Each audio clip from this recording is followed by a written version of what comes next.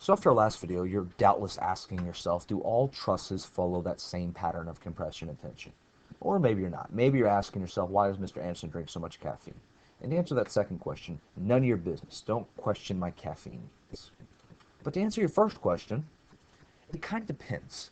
And so that's why I included these two examples here. And both of them have a certain force acting on the side of it, and it might be wind, or it might be a giant monster just pushing it sideways. But either way, I wanted to show you how sideways forces can change how your system works.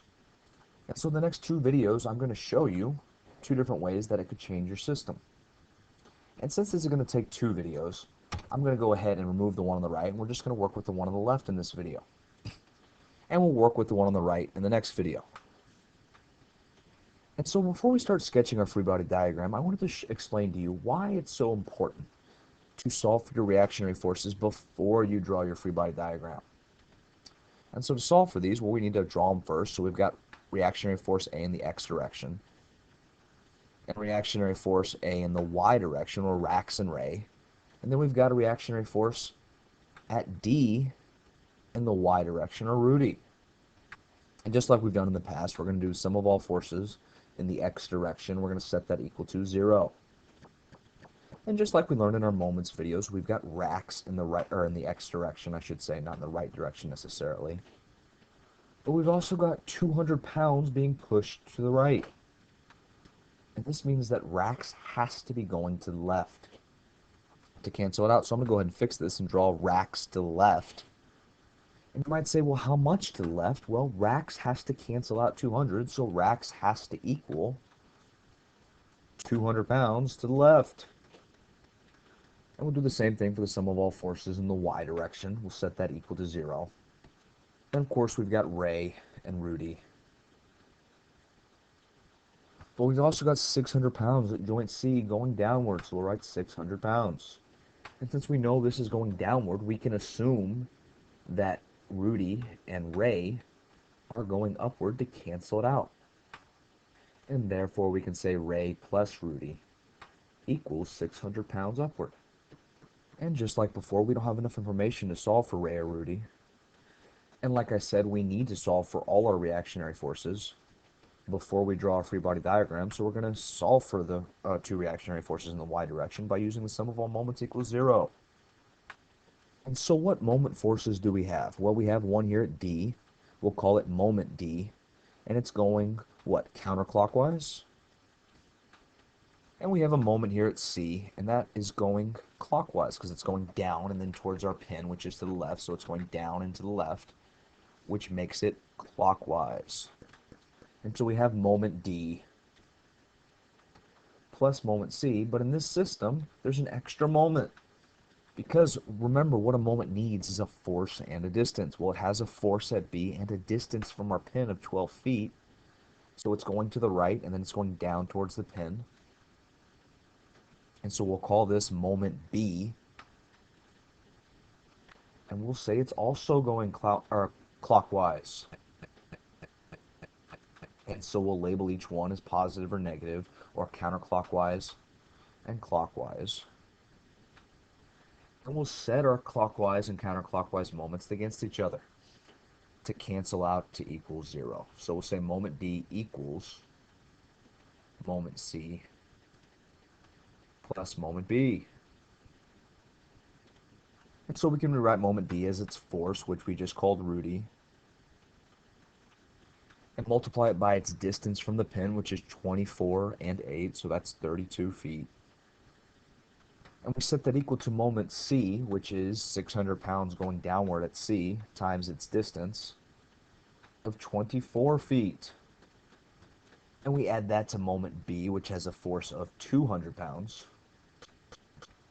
times its distance of 12 feet. And I remind you that when it comes to moments, we only care about perpendicular distances. Well, this distance is going to the right, so we only care about the distance from the pin up and down. This left and rightward distance does not affect this rightward force. But to solve for Rudy, we're just going to simplify this. First, we're going to say, well, I'm going to type it in exactly as it's written, 600 parentheses times 12, and then I'll close the parentheses there, and I'll add or I'm sorry, I need to correct that, 600 times 24. But then I'll add the parentheses and I'll say 200, and this is times 12. Times 12. And I'll hit enter. And this side on the right simplifies to 16,800 foot-pounds. And that's equal to Rudy times 32 feet. And then to solve for Rudy, we're just going to divide by 32 feet on both sides. And that cancels out on the left. And then to figure it out, we'll just type it into our calculator. We'll divide by 32. And we get Rudy equals 525 pounds. So we write Rudy. And since we know Rudy and Ray have to add up to 600 pounds, we then know that Ray equals 75 pounds. And so now that we know our reactionary forces, we can go ahead and draw our free body diagram. So we got A, C, and D, and then B up here. And we've got Ray, which is 75 pounds, and Rudy, which is 525 pounds. Going up, canceled out by this force of gravity at C, which is 600 pounds. And we've got at force some wind force or some monster force pushing the bridge to the side of 200 pounds, which is canceled out by racks, which is 200 pounds the other way. And so all of our outward forces cancel out. And of course, we also have our inward forces canceling out, our member forces. We got BC here, where C is pulled up to cancel out that downward force at C, pulling it down, which makes this more act like a rope, or it's under tension, which is positive. And as I said in the last video, I always like to go to the roller next. We've got an upward force at D, which means we need a downward force canceling that out. Well, that's BD. Remember BD pushing down and to the right, which means it's also pushing up and to the left at joint B. And that makes sense because we need an upward force to cancel out this downward force at B.